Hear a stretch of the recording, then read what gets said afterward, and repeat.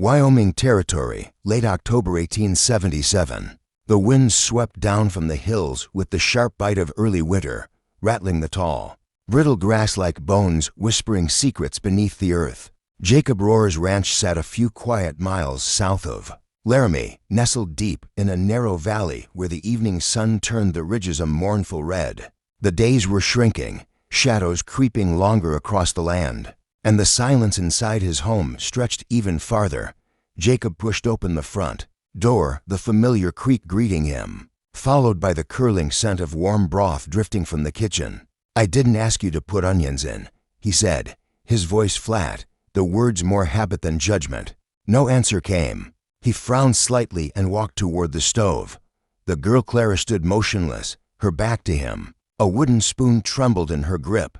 Her shoulders quivered, barely, but enough. Then he saw how a single tear slid down her cheek and fell, soundless, into the pot of soup. Jacob stopped. "Are you crying?" Startled, Clara turned her head just enough to be seen, wiping her face with her sleeve in a swift motion, then gave a small shake of her head. She didn't speak. She never did.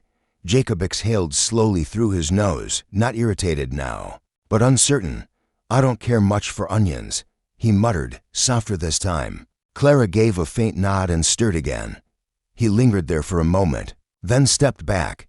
"Dinner in 10, he added, though hunger wasn't something he felt much anymore. He returned to the table and sat, staring out the window as dusk spilled across the land and melted into the first velvet threads of night. Somewhere past the barn, the coyotes began to cry. Jacob listened, letting the old ache settle in his chest. For years, for winters since Abigail had passed, since he'd buried her on the ridge, above the east pasture where the wildflowers bloomed like she used to laugh. For birthdays, for years of hearing her name whispered in his dreams, only to wake alone, fists clenched in cold sheets.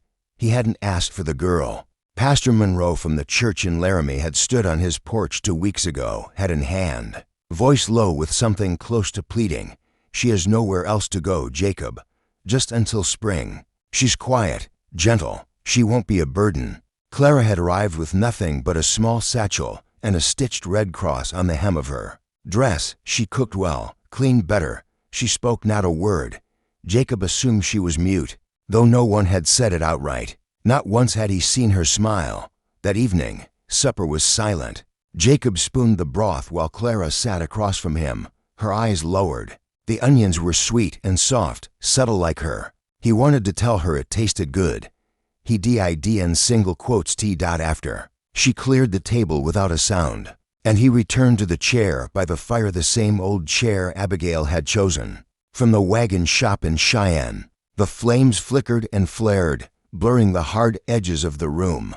From the kitchen came the soft clink of the wash basin, then the creak of the floorboards as Clara retreated to the small back room once used for seed and grain. Later, Jacob wandered into the kitchen to check the stove's fire. The warmth still clung to the air, but the embers were low. That's when he saw it. Just beneath the table lay a crumpled square of cloth. He stooped and picked it up, a handkerchief, worn thin, with the initials CH stitched in red. It was still damp. Tear-stained. Jacob stood still, the cloth in his hand, the wind pressing against the windows like a ghost searching for a way in. There was something in those stains, something heavy. This wasn't simple homesickness. It was deeper, older. She was hiding, not merely hurting. He set the handkerchief gently on the table beside the salt tin. Then he turned down the lamp, its flame quivering once before vanishing into darkness. Jacob looked down the hall at the closed door of the back room. "I don't like onions," he murmured again, but he'd eat every bowl she made. He settled into his chair, boots off, legs stretched toward the fire's dwindling glow. Beside him, a half-empty glass of rye caught the light. Outside, the wind threaded through the eaves like a sorrowful song, wrapping the house in a hush he knew too well. He closed his eyes. The memory came. It had been December, 4 winters ago. Snow had fallen for 3 days straight, relentless, merciless, until the drifts pressed against the barn walls and swallowed the trail to town. Abigail's cough had started like a whisper, then grew jagged and sharp, echoing through the cabin like nails on old wood. He wrapped her in every blanket they owned, boiled water, rubbed her back with trembling hands. "I'll get the doctor," he'd promised. But the snow had sealed the world shut. The horse was lame. The trail was gone. He watched her die with her hand in his, her final breath thin as smoke, a whisper he never understood. He buried her 2 days later, alone on that hill. Just him, a frozen shovel, and the sky still spitting snow. After that, he let the world fall away. Stopped going to town, stopped answering letters. The porch rail stayed broken. The music, the laughter, even the dust that danced in the sunlight gone. He worked the land like a man digging his own grave. The cattle didn't care. The earth didn't mind. And then Clara came. He glanced toward her closed door. A sliver of light shone beneath it. She hadn't spoken, only scribbled now and then on torn paper. But in her silence, he heard a kind of echo, something too familiar to ignore. She moved like a ghost, always careful, always quiet. But her eyes, those eyes held storms.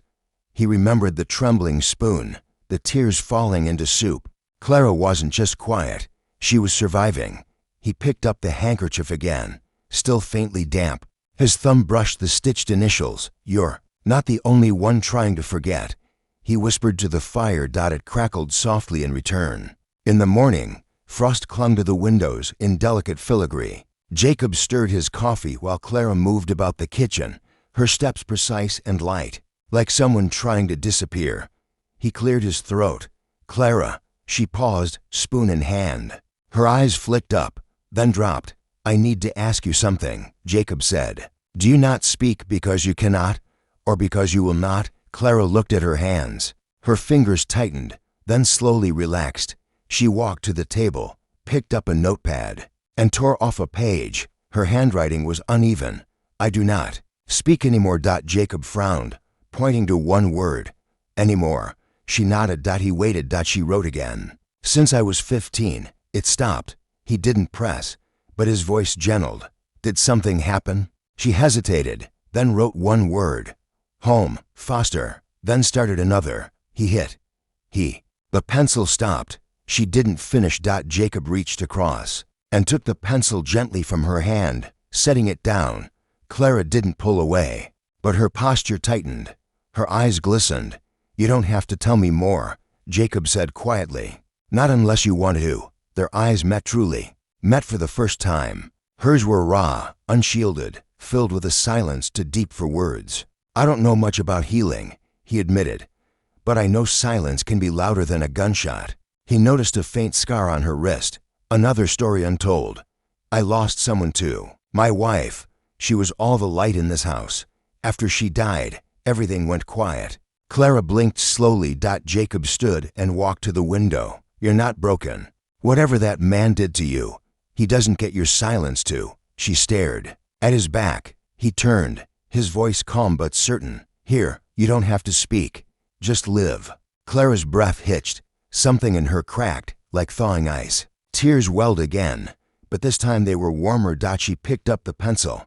"Thank you." Jacob nodded. "I'll be outside checking the fence line. Cows tend to wander." At the door, he paused and gently tapped the page. "If you ever feel like saying more, I'll listen. You don't owe me a word, but I'll hear every one you give."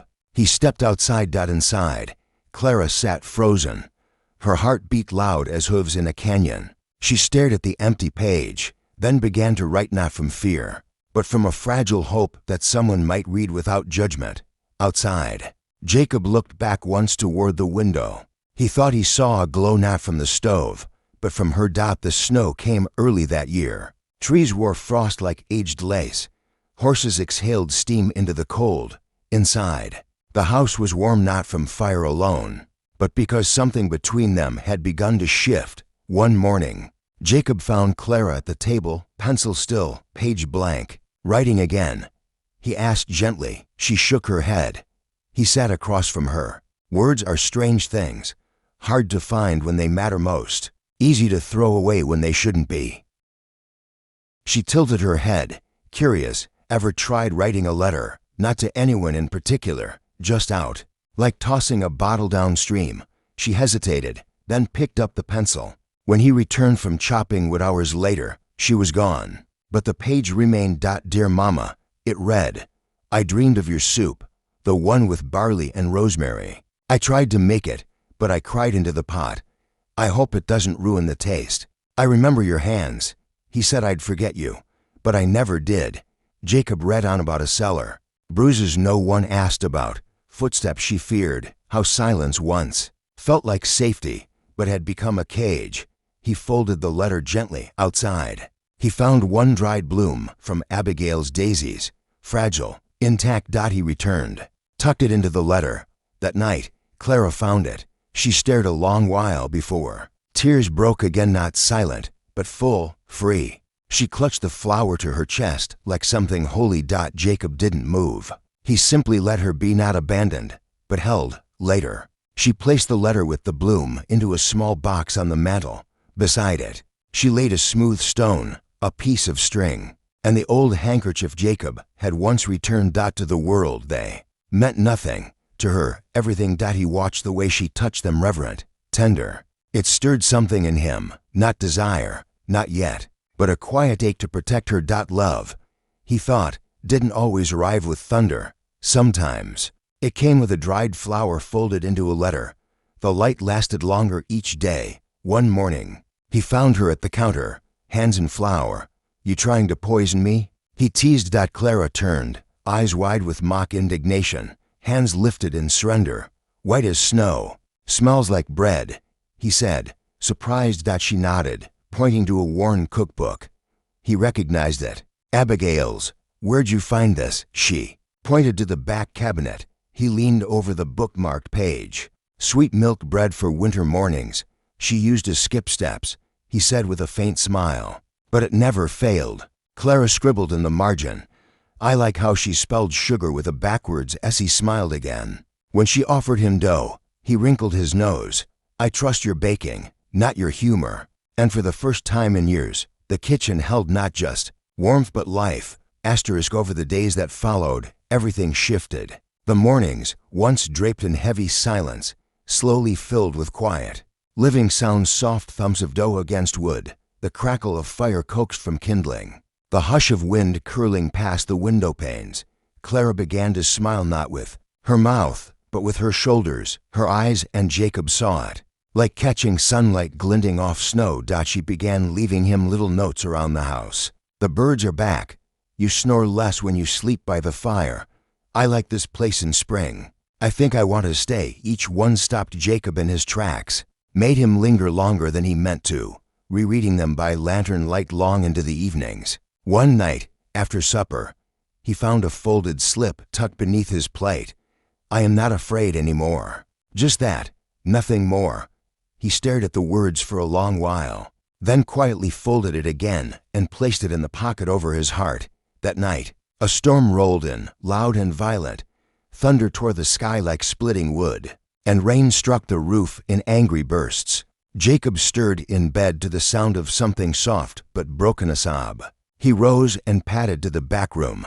The door was slightly ajar. Clara was curled on her cot, a trembling bundle beneath her blanket, every part of her shaking. Clara, Jacob whispered. She didn't move. He crouched beside her, careful, his hand tentative. It's me, he said gently. You're safe. Her eyes blinked open, wide with fear. I won't touch you unless you want me to, he said. But you are not alone. Her lip quivered. Then, slowly, she nodded once. He opened his arms, not a demand, but an offering. She leaned forward, hesitating only a moment, then collapsed against him. Her small frame shook in his embrace, but she didn't pull away.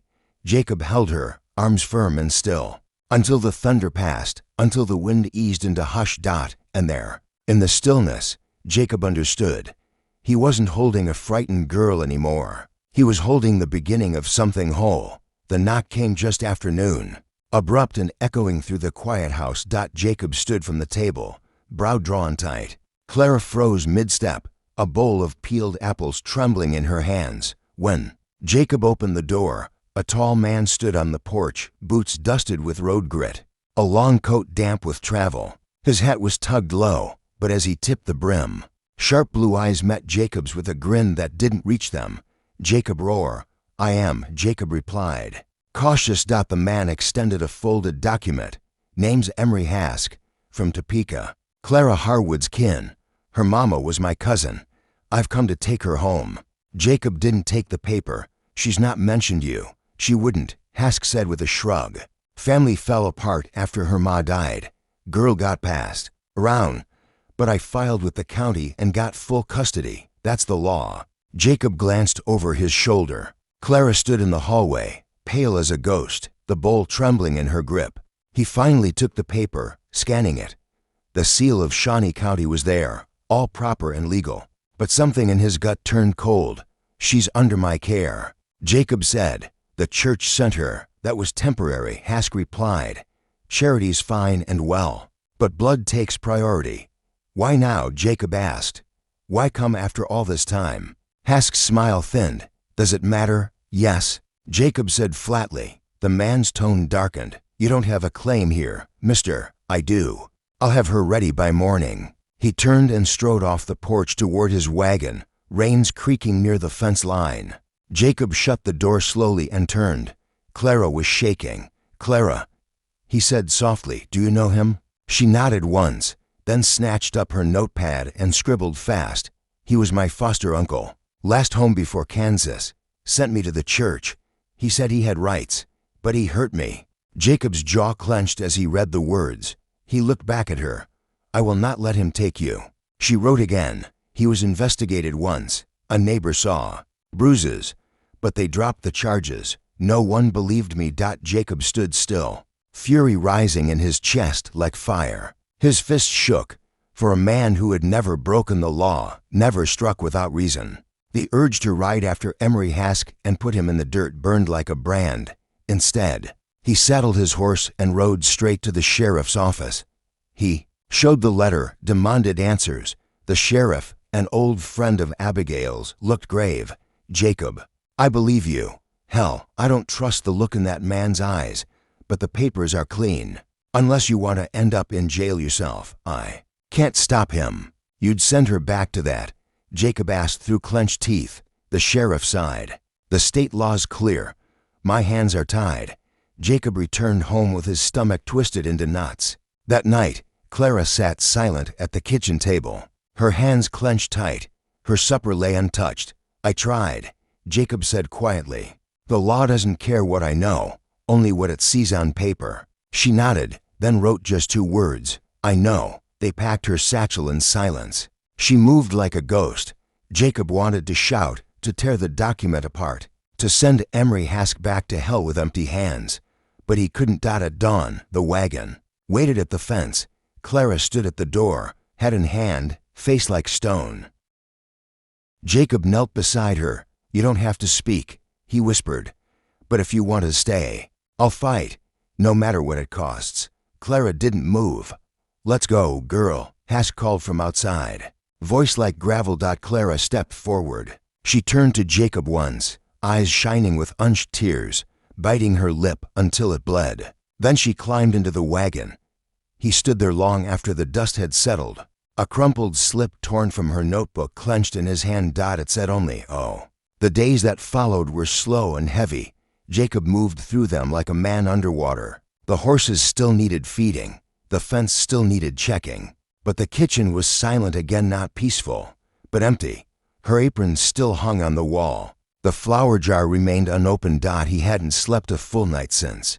The letter he had slipped into her satchel had been simple, folded twice, written with trembling fingers. If you want to come back, just walk toward the kitchen light. I will leave it on every night. And he did. Each sunset, he lit the lamp in the window over the sink, its flicker burning against storm, darkness, and distance. A week passed. Then the storm returned, thunder raking across the sky, rain lashing the roof. Jacob sat by the fire, boots unlaced, listening. A knock, not loud, but desperate. He froze. Then he rose and opened the door. Clara stood there, soaked to the bone, barefoot, shaking. Her dress was torn, filthy. One cheek was bruised, swollen. Her hair clung to her face. Her arms wrapped around herself as if holding together what little strength she had left. Jacob said nothing. He stepped aside. She crossed the threshold. Water and mud soaked the floor. He knelt before her gently, reverently, without a word. He took her feet in his hands and dipped the linen Abigail once embroidered in warm water. He wrung it out and began to wash the dirt and blood away. Clara stared at him, glassy-eyed. He didn't ask anything, didn't press. He just washed. When he finished, he dried her feet, stood, and wrapped a blanket around her shoulders. Only then did he reach for her. She fell into him, and he held her like the world would end if he let go. Later, he made tea, wrapped her fingers around the warm cup, and sat beside her until her breath grew even. They said nothing. They didn't need to. The silence had changed. He made her a bed near the fire. She slept without nightmares. Morning broke, soft and silver. The storm was gone. Jacob stirred to find Clara already in the kitchen, barefoot, wearing one of his old flannel shirts, the hem brushing her knees. She was cutting apples. The old cookbook lay open beside her. He stepped beside her, unsure. She turned, took his hand, and with her finger traced one word into his palm. Home. He looked up. She smiled a little smile, but one strong enough to raise the dead. That winter melted gently into spring. Snow faded without fanfare, leaving behind shoots of green and the hush of new life. On the ranch, the house breathed again. Jacob and Clara found their rhythm not in grand gestures, but in the soft, everyday moments. He taught her how to saddle a horse, read the sky for rain, plant seeds deep enough to survive the wind. She taught him to listen not with his ears alone, but with his eyes, hands, heart. She laughed, loud and unguarded, the day he fell off a mule trying to impress her. He wore the bruise for a week. The smile lingered longer. She kept a journal. At first, only a few lines a day. Then pages, memories, recipes, dreams. One morning she slid a folded page across the table. I cannot speak, but my heart has been calling your name since the first day I cried in your soup. Jacob stared at it, looked at her. She blushed but didn't take it back. That afternoon, he vanished into the barn. He returned with a smooth, sanded piece of pine, carved with his pocket knife. Stay, Clara. Not as a guest, as my wife. He didn't speak, just handed it to her. She pressed the wood to her chest, tears falling like petals. Then she nodded. They married a week later. The ceremony was simple, just the pastor from Laramie, a few neighbors, and sunlight golden through the chapel windows. Clara wore a dress stitched from Abigail's old linen and lace. Jacob wore his best shirt. There were no vows spoken aloud. Jacob read a letter he had written by firelight. I once believed love ended in silence. That grief made a man whole in its own way. But then you came and taught me silence can speak, grief can mend, and soup can save a life. Clara gave him a note in return, tucked inside a linen envelope. I cannot promise I will always smile, but I promise I'll never leave the kitchen without waiting for you to sit beside me. They signed the church ledger side by side. Later that spring, Clara opened a cooking class for orphans from Laramie. Jacob built her a long wooden table big enough for 10 small hands and twice as many bowls. She taught them how to slice onions without crying, how to stir with their whole heart, and how to taste before serving. Jacob planted a greenhouse beside the barn. Lettuce, tomatoes, herbs. They called it Clara's garden, though she insisted it should be Jacob's backache. Above the stove hung a framed piece of linen, embroidered with simple stitches where failed, soup healed. Pinned beneath it, a dried, white daisy. And in that quiet valley, where grief had once rooted deep and snow fell without end, a woman without a voice found a home, and a man who had lost everything found a reason to hope again. They never needed many words, just warmth, just presence. Just love served one bowl at a time.